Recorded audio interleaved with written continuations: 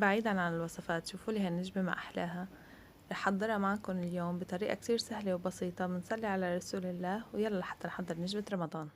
أنا حضرت النجمة من أسياخ المشاوي الخشبية. رح يلزمنا 20 سيخ لتحضير النجمة. قطعت راس الأسياخ الخشبية وعملتهم كلهم بنفس الطول. هون عندي للارتفاعات كمان بحجم أصغر 10 عيدان كمان كلهم بنفس الحجم. رح يلزمني فرد سيليكون ومقص ورد للتزيين، وعندي جبت أنا كرتون وجبت خيطان خيش، وقلت رح أشوف شو رح زين. تشكيل النجمة كتير سهل. أول شي جبت عودتين عملتهم بشكل 8 ولزقتهم منيح. أهم شي إنكم تتأكدوا إنه يتلزقوا منيح، وعملت لهم إيدين من الأطراف كمان لزقتهم بطريقة منيحة. فيكم تعيدوا التلزيق مرتين لحتى تضمنوا إنه ما يفك. برجع كمان بعكسهم للخشبات وبرجع بعملهم بهي الطريقة مثل ما عم تشوفوا، وهيك صارت نجمتي جاهزة. هدول الخشبات هن للارتفاعات لحتى أنا أعمل النجمة الثانية وأعلقها فوقها وتصير عندي قاعدة. كمان بكل الزوايا تبعت النجمة بحطهم للخشبات، وهيك بتكون صارت جاهزة عندي.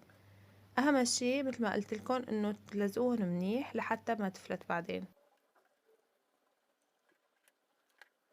وهيك أول نجمة صارت عندي جاهزة مع القواعد مثل ما لكم شايفين. كتير طريقة سهلة وبسيطة، والنتيجة عن جد مثل ما شفتوا رح تبهركم. وبس خلصت معكم النجمة والقواعد، عملت كمان نجمة تانية. برجع كمان هلا بحطها فوقها وبلزقه من الأطراف، بلزقه وبرجع لكم. وهي الشكل الأولي للنجمة، شوفوا قديش حلوة.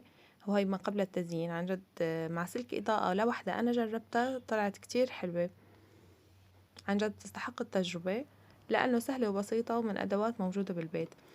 هلا للتزيين أنا جربت معكم إني ألف عليها خيط خيش. شوفوا كمان قديش كمان بتطلع حلوة. فيكم كتير تبتكروا وتخترعوا أفكار لحتى تعملوها بالطريقة أنتو اللي بتناسبكم.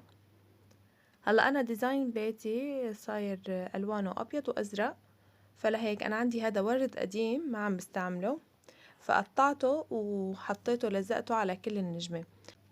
هلا أنا فتحت الكاميرا ولسه ما كنت مقررة كيف زينها، بس كان عندي أفكار إنه يا إما ألف عليها خيطان خيش وكرتونة. كمان فيكم إنه تكتبوا عليها رمضان كريم، كمان تقصقصوها وتلزقوها على النجمة مع خيط خيش، بتطلع كمان كتير شكل روعة.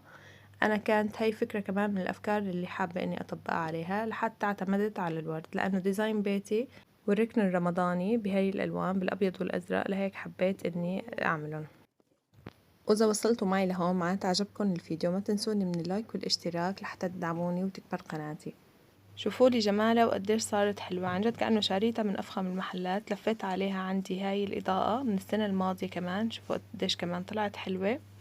وجربتها كمان مع أشيائي لرمضان السنة الماضية، كمان طلع ركن كتير حلو وبسيط وغير مكلفة، وبتعطيكم طاقة كتير حلوة إنه عم تعملوا لهيك مناسبة أعمال يدوية على إيدكم. الله يعيدوا علينا وعليكم إن شاء الله بالصحة والعافية يا رب. وهيك خلص فيديو لليوم. استنوني بفيديوهات قادمة عن زينة رمضان. هلا بقلكم بأمان الله.